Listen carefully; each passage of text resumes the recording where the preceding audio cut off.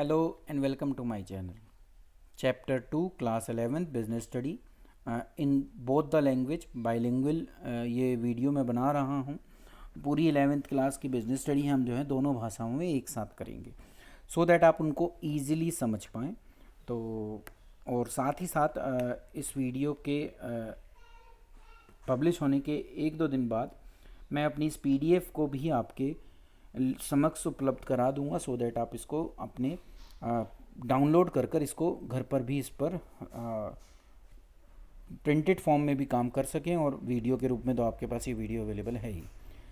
तो जो हमारा टॉपिक चल रहा था वो फॉर्म्स ऑफ बिजनेस ऑर्गेनाइजेशन चल रहा था और उसमें हम पार्टनरशिप में थे। पार्टनरशिप का मीनिंग हमने कर लिया था, पार्टनरशिप के फीचर्स हमने कर लिए थे, पार्टनरशिप की मेरिट्स हमने कर ली थी, पार्टनरशिप की लिमिटेशन हमने कर ली थी। अब हम उससे आगे चलते हैं और टाइप्स ऑफ पार्टनर्स देखते हैं कि पार्टनर्स की टाइप्स क्या होती हैं। तो अभी हम टाइप्स ऑफ पार्टनर शुरू करते हैं। तो टाइप्स ऑफ पार्टनर में अगर हम देखें तो सबसे पहली जो टाइप है हमारी पार्टनर की वो एक्टिव पार्टनर है, जो बिजनेस को चलाता है, एक्टिवली पार्टिसिपेट करता है, एग्रीमेंट साइन करता है, कॉन्ट्रैक्ट करता है, बिजनेस से रिलेटेड जो डिसीजन मेकिंग है वो करता है, तो उसको हम एक्टिव पार्टनर कहते हैं। तो ये एक एक्टिव पार्टनर कौन होता है? जो बिजनेस में कैपिटल कंट्रीब्यूट करेगा, वो बिजनेस की मैनेजमेंट में पार्टिसिपेट करेगा। इम्पोर्टेंट वर्ड हैं, आप इनको ध्यान रखिएगा जिनके नीचे मैं लाइन लगा रहा हूँ, क्योंकि आगे के जितने भी आएंगे उसमें आपके लिए ये सब इम्पोर्टेंट हो जाएंगे। कंट्रीब्यूट भी करता है, पार्टिसिपेट करता है मैनेजमेंट में, फर्म के प्रबंधन में वो भाग लेता है, ठीक है, पूंजी का योगदान देता है, साथ ही साथ वो शेयर करता है, प्रॉफिट या लॉस जो भी हो तो वो फर्म के मुनाफे या नुकसान उसको साझा भी करता है। और उसकी जो लाइबिलिटी है वो अनलिमिटेड होती है, ये हम पढ़ चुके हैं ऑलरेडी। तो जो भी फर्म के क्रेडिटर हैं उनके प्रति उसकी लाइबिलिटी क्या है? अनलिमिटेड है। तो ये आपको याद रखना है कि उसकी असीमित उत्तरदायित्व है। These partner take actual part in carrying out business of the firm on behalf of other partner। तो ये लाइन आपके लिए इम्पोर्टेंट है कि ये वो व्यक्ति होते हैं जो दूसरों के लिए, जो पार्टनर्स दूसरे हैं, जो एक्टिवली पार्टिसिपेट नहीं कर रहे मैनेजमेंट को चलाने में, ये वो लोग होते हैं, उनके बिहाफ पर काम करते हैं। तो ये एक्चुअली पार्ट करते हैं मैनेजमेंट को चलाने में। इनको कहा जाता है सक्रिय पार्टनर, जिसका एग्जाम्पल मैंने आपके सामने यहाँ पर रखा। अब इसका जस्ट अपोजिट आता है स्लीपिंग पार्टनर। तो स्लीपिंग का मतलब बिजनेस की जगह पर स्लीप नहीं करना, वो बिजनेस में पार्टिसिपेट ही नहीं करते, ठीक है। तो वो एक तरीके से स्लीपिंग का यहाँ पर एक एग्जांपल इसीलिए लिया है कि आप समझ पाओ कि स्लीपिंग पार्टनर किसको कहा जाता है। तो देखिए ये एक्टिव पार्टनर नहीं है, ये स्लीपिंग पार्टनर है। तो एक जो स्लीपिंग पार्टनर होता है वो पार्टनर होता है जिसको मैंने देखो यहाँ पे आइडेंटिफाई कर रखा है, जो अलग है। These partner do not take actual part in carrying out the business of the firm. तो ये एक्चुअली पार्टिसिपेट करते ही नहीं है बिजनेस को चलाने से संबंधित, मतलब ये मैनेजमेंट में पार्टिसिपेट नहीं करते एक तरीके से, ठीक है। तो बिजनेस को चलाने से इनका कोई लेना देना नहीं होता, ठीक है। कैपिटल को कंट्रीब्यूट करेंगे, मैनेजमेंट को चलाने में हिस्सा नहीं लेंगे, पर वो जो डॉक्यूमेंट्स हैं उनको वेरीफाई वगैरह कर सकते हैं। तो ये पार्टिसिपेट नहीं करते मैनेजमेंट को चलाने में, ठीक है। तो प्रबंध के उसमें भाग नहीं लेते और प्रॉफिट्स और शेयर लॉस जो है उनको शेयर करेंगे, और अनलिमिटेड लाइबिलिटी तक भी क्या है, लाइबल है।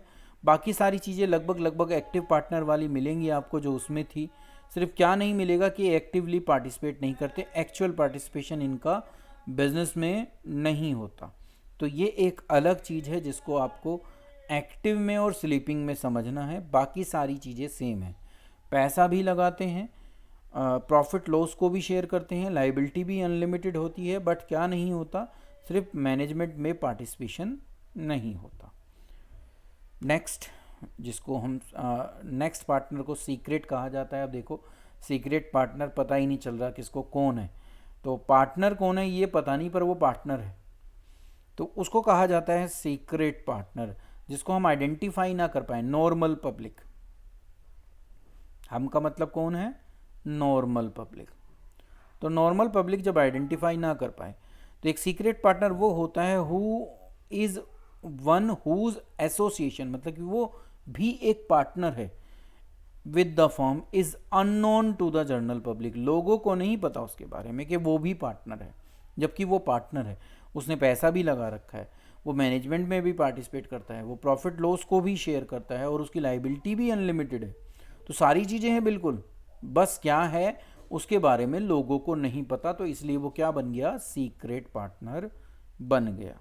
तो इसको आपको समझना है बहुत अच्छे ढंग से कि सीक्रेट पार्टनर वो होता है जिसकी आइडेंटिटी जो है वो लोगों को नहीं पता होती, पर वो पार्टनरशिप में एक रियल पार्टनर होता है, वो पैसा भी लगाता है, मैनेजमेंट में भी हिस्सा लेता है, प्रॉफिट लॉस भी शेयर करता है और उसकी लाइबिलिटी भी क्या है, अनलिमिटेड है।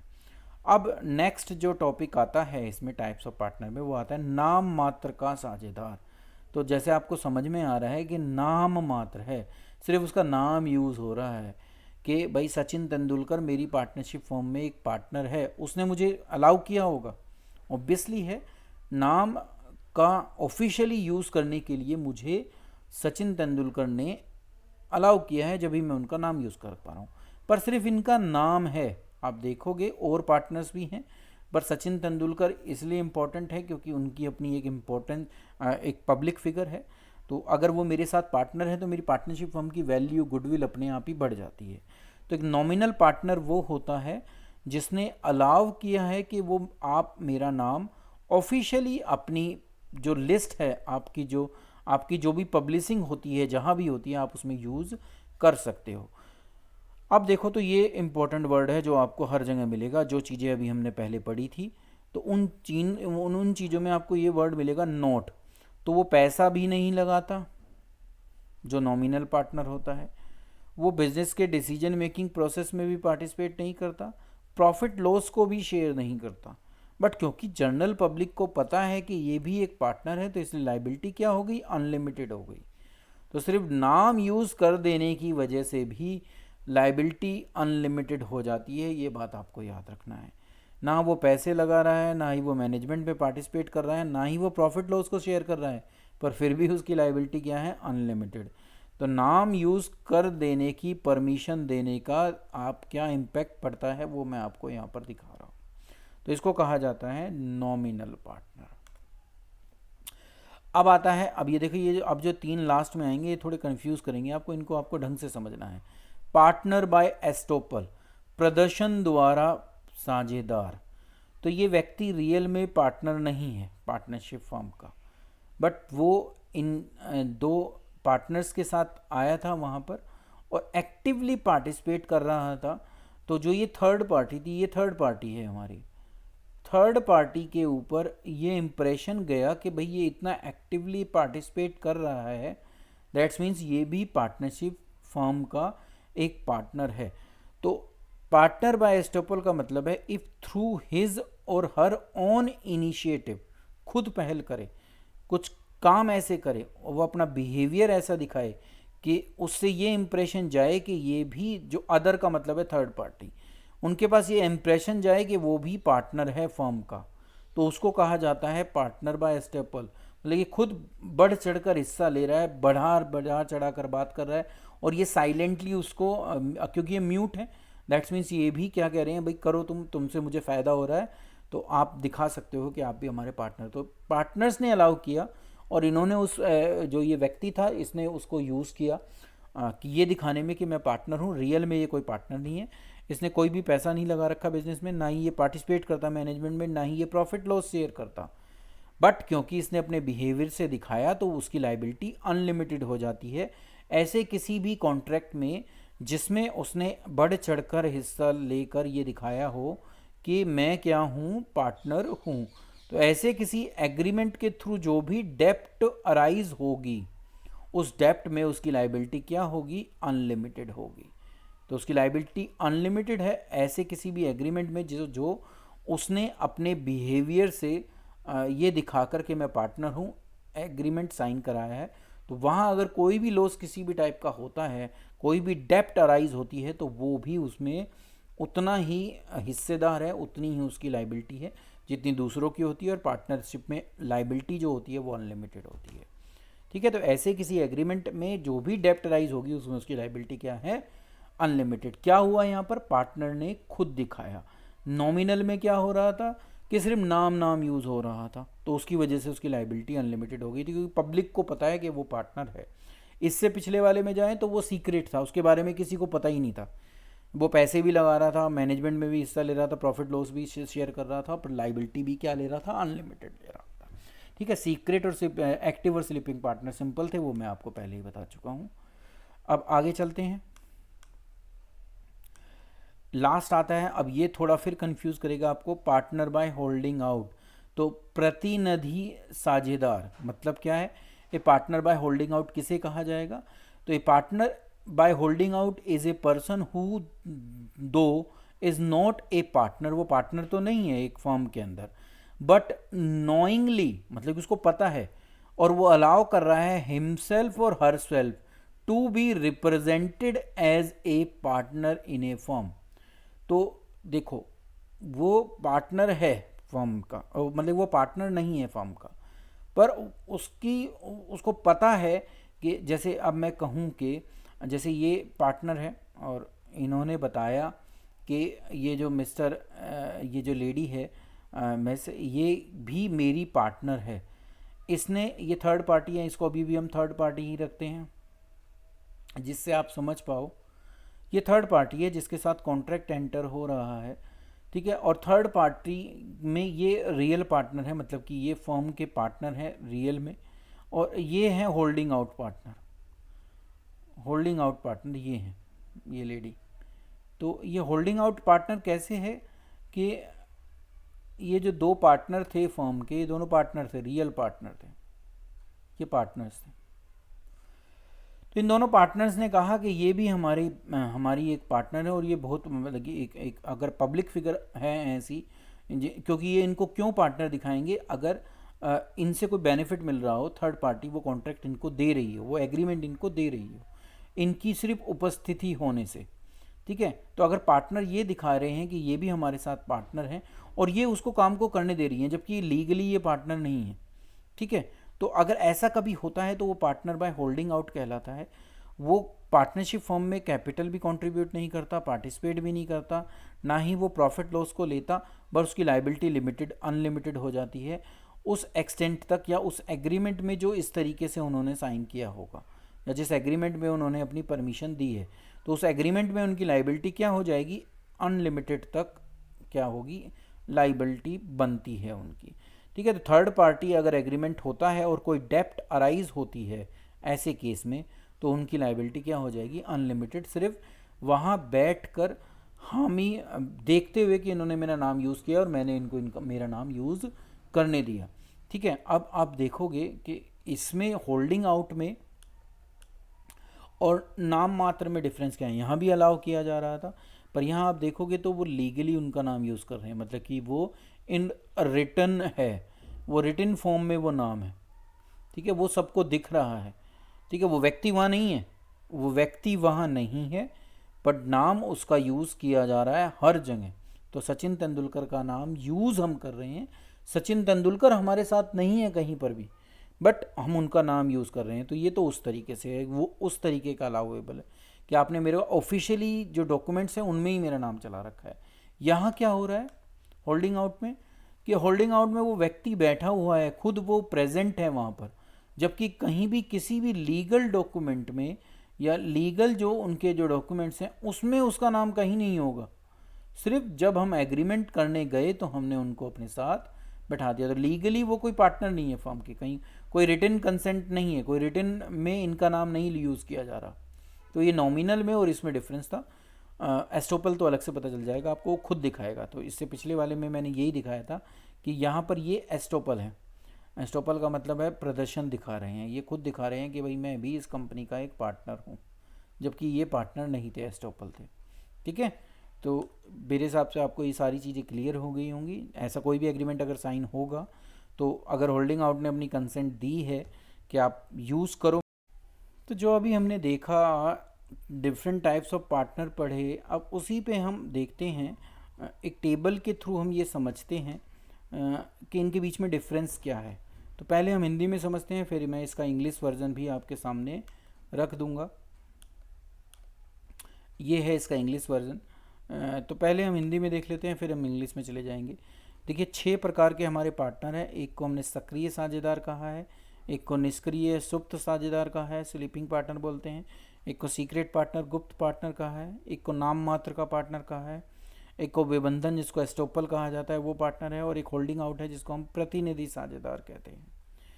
तो इन सब में क्या होता है, देखिए यही 4 चीज़ें हमने पढ़ी कि क्या वो कैपिटल लगाते हैं, क्या वो मैनेजमेंट में हिस्सा ले सकते हैं, क्या वो प्रॉफिट एंड लॉस में हिस्सा लेते हैं, और क्या वो डेप्ट के प्रति उनकी लाइबिलिटी है। तो लाइबिलिटी क्या है ये पढ़ा हमने।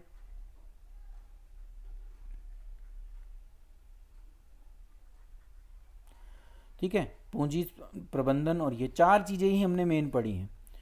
तो शुरू के अगर आप 3 देखो, पहले 3, तो आप देखोगे पूंजी भी लगा रहे हैं, मतलब कि कैपिटल कंट्रीब्यूट कर रहे हैं, भागीदार भी ले रहे हैं।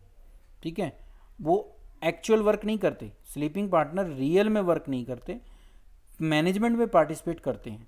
ठीक है, एक्चुअली वो जो है एक्चुअल काम नहीं करते, मतलब वो एक एजेंट के रूप में तो काम नहीं करते, पर वो मैनेजमेंट में हिस्सा लेते हैं।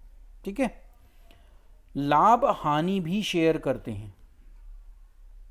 ठीक है, और इनकी जो लायबिलिटी है वो अनलिमिटेड है। पहले 3 में आप देखोगे तो ये सारी चीज़ें एक जैसी हैं, कुछ अलग नहीं है। ठीक है, सारी चीज़ों में हाँ हाँ हाँ है, सब में यस यस यस है।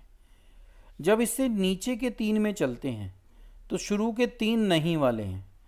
पूंजी नहीं लगाई जाती, प्रबंध में भी भाग नहीं लिया जाता, प्रॉफिट और लॉस को भी शेयर नहीं करते। तो हर जगह नहीं इंपॉर्टेंट है।